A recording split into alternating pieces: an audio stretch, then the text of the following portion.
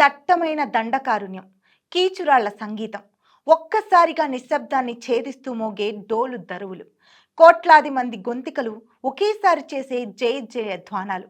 అది అడవి తల్లి గర్భంలో జరిగే అద్భుతం. అదే ఆసియాలోనే అతిపెద్ద గిరిజన పండుగ మేడారం సమ్మక్క సారలమ్మ జాతర.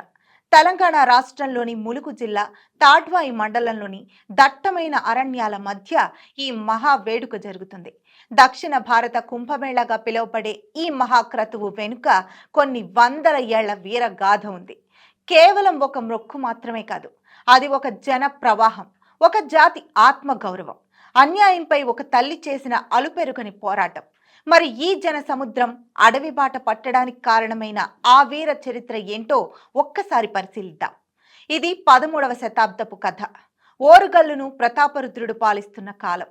మేడారం అడవి ప్రాంతాన్ని మేడరాజు అనే గిరిజన దొర పాలిస్తూ ఉండేవారు.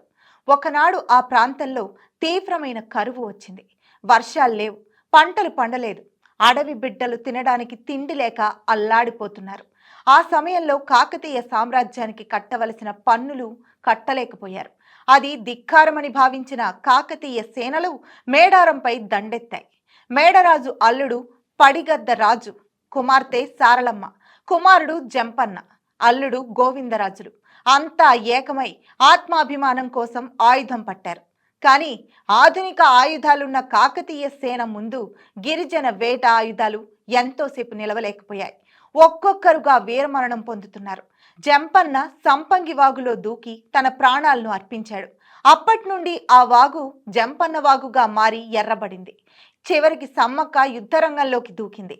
చంకన పసిబిడ్డ, చేత త్రిశూలం పట్టి కాకతీయ సైన్యాన్ని గజగజలాడించింది.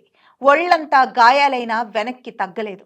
చివరికి శత్రువుల వెన్నుపోటుకు గురై నెత్తురు ఓడుతున్న శరీరంతో చిలకల గుట్ట వైపు వెళ్లి అదృశ్యమైపోయింది. తన కోసం వెతికిన వారికి అక్కడ ఒక కుంకుమ భరణి, నెమలి ఈకలు మాత్రమే కనిపించాయి. నాటి నుండి ఆమె ఆ జాతికి ఆరాధ్య దైవమైంది. రక్తంతో తడిసిన ఆ నేల నేడు భక్తితో ఎందుకు పొలకించిపోతోంది? అక్కడ జరిగే ఆ వింత ఆచారాలేంటో తెలుసుకుందాం. మేడారంలో విగ్రహాలుండవు, గుడులు ఉండవు.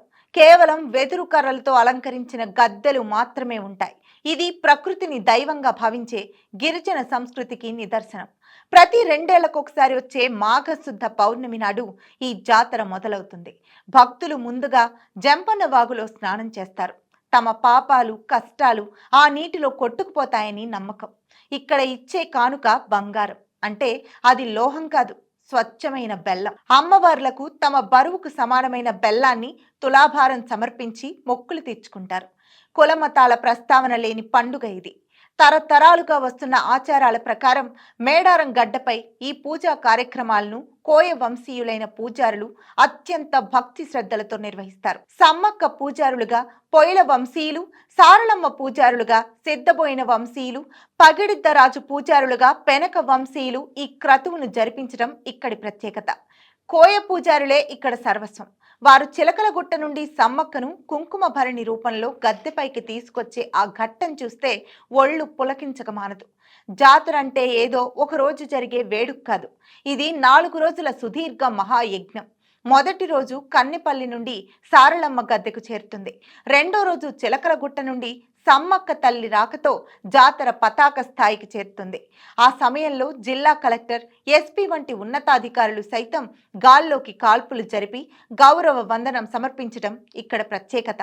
మూడో రోజున గద్దెలపై అమ్మవార్లు కొలువై ఉన్నప్పుడు కోట్లాది మంది దర్శించుకుంటారు. 4వ రోజున దేవతలు తిరిగి వనప్రవేశం చేయడంతో ఈ అడవి మళ్లీ నిశ్శబ్దంలోకి జారుకుంటుంది. కానీ భక్తుల మనస్సులో ఆ తల్లి ఇచ్చిన ధైర్యం మాత్రం అలాగే నిలిచిపోతుంది. మరి ఒకప్పుడు కేవలం గిరిజనులకే పరిమితమైన ఈ జాతర నేడు ప్రపంచ పటంలో ఎలా నిలిచింది? 1996లో ఉమ్మడి ఆంధ్రప్రదేశ్ ప్రాంతపు ఈ గొప్ప సంస్కృతిని గుర్తించిన ప్రభుత్వం దీనిని రాష్ట్ర పండుగగా ప్రకటించింది. నాటి నుండి నేటి వరకు ఏటా భక్తుల సంఖ్య పెరుగుతూనే ఉంది. తెలంగాణ రాష్ట్రం ఏర్పడ్డాక వందల కోట్లతో మేడారం రూపురేఖలే మారిపోయాయి. యునెస్కో సైతం ఈ జాతర వైభవాన్ని పరిశీలిస్తోంది. మేడారం జాతర అంటే కేవలం వినోదం కాదు, అది ఒక పోరాట స్మృతి. నియంతృత్వంపై గెలిచిన సామాన్యుల గెలుపు, ప్రకృతికి మనిషికి ఉన్న విడదీయరాని బంధం. వచ్చే 2 ఏళ్ల వరకు మేడారం అడవి తల్లి తన బిడ్డల కోసం ఎదురు చూస్తూనే ఉంటుంది. అమ్మల గన్న అమ్మ సమ్మక్క సారలమ్మల దీవెనలు అందరిపై ఉండాలని కోరుకుంటున్నాను.